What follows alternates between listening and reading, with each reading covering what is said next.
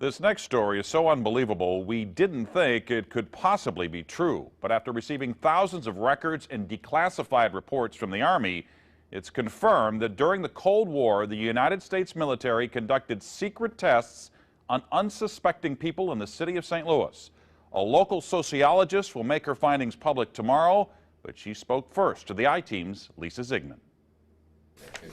Lisa Martino Taylor's life work has been to uncover details of the Army's ultra-secret military experiments carried out in St. Louis and other cities during the 1950s and 60s. This study was secretive for a reason. They didn't have volunteers stepping up and saying, yeah, I'll breathe zinc cadmium sulfide with radioactive particles. These Army archive pictures show how the tests were done in Corpus Christi, Texas in the 1960s. In Texas, planes were used to drop the chemical, but in St. Louis, the Army placed chemical sprayers on buildings and station wagons. City officials were kept in the dark about the tests. The Cold War cover story was that the Army was testing smoke screens to protect cities from a Russian attack. The truth, according to Martino Taylor, was much more sinister. It's pretty shocking. The level of duplicity and secrecy,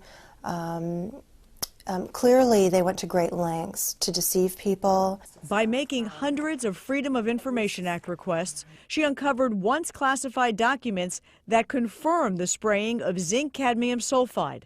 The greatest concentration of this compound was sprayed near the Pruitt-Igoe housing complex just south of downtown St. Louis.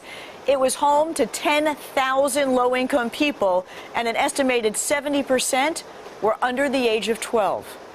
Martino Taylor claims they all unknowingly inhaled this compound morning, noon, and night, so the government could measure its effects on their lungs. So this was in violation of all medical ethics, all international codes, and the military's own policy at that time.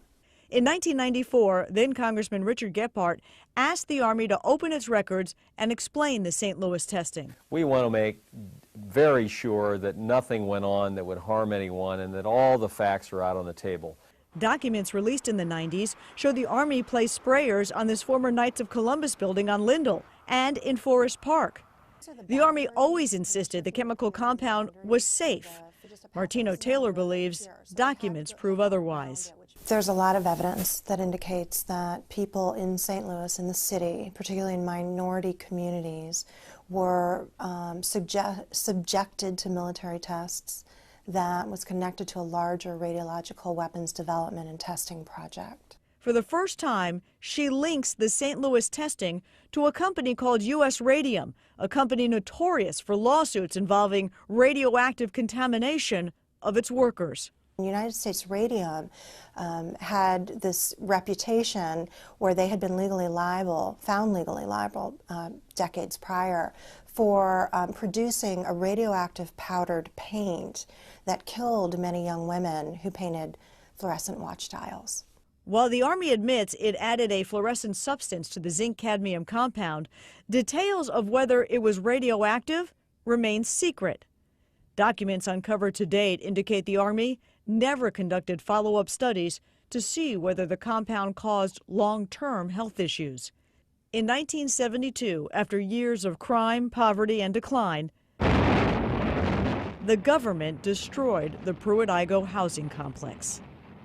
Lisa Zigman, News Channel 5, I-Team. Now, the company U.S. Radium no longer exists. Martino Taylor has placed all of her research, including the declassified documents, online, and will link you to that data at ksdk.com. Now, she will make all of her findings public tomorrow at St. Louis Community College Merrimack campus. In the meantime, if you remember the spraying, the I-Team's Lisa Zigman would like to hear from you. You can email her at lzigman@ksdk.com.